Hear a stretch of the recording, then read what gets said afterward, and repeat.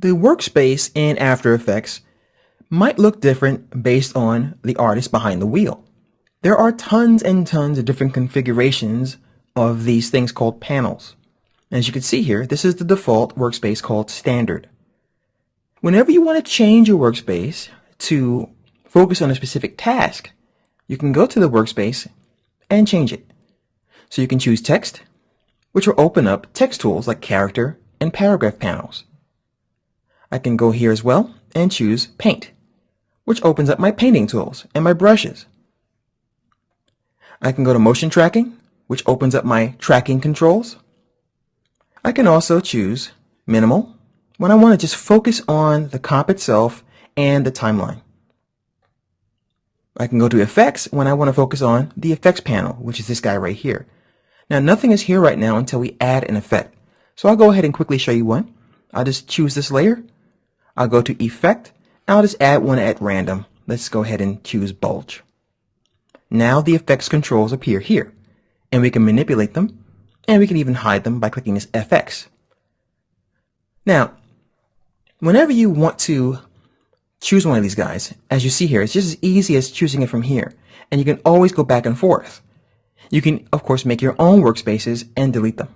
Now, these guys are called panels. And if you don't see a particular panel that you need, all you have to do is go to the window menu and choose it from here. Sitting on top of our workspace, we find that we have some icons here that will perform certain tasks, from working with the puppet tool, working with the eraser, paintbrush, type tool, cameras, and more. We can even zoom into things.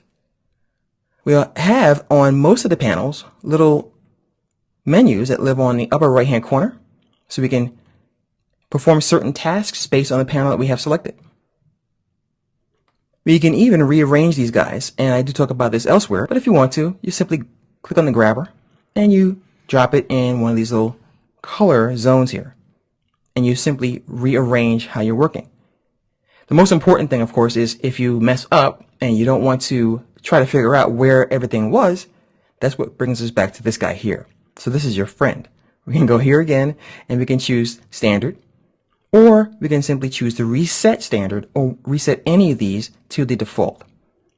Now we also have the project panel, which is where you're going to be importing your artwork, your audio, and so on. We already talked about effects controls. The star of the show was actually the composition panel. So when we drag things here, or we drag them to this icon here, we can see the movie or the picture that we're going to work with.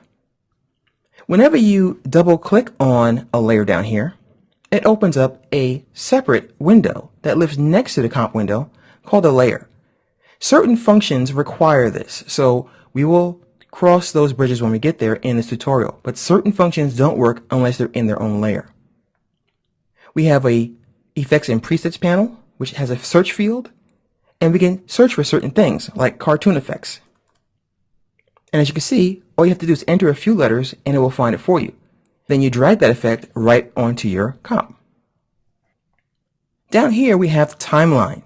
The timeline is where we do all of our animation, and we'll talk about this later as well. And it's a really powerful tool. You can do all kinds of things. You can animate rotation, position, opacity, and so on.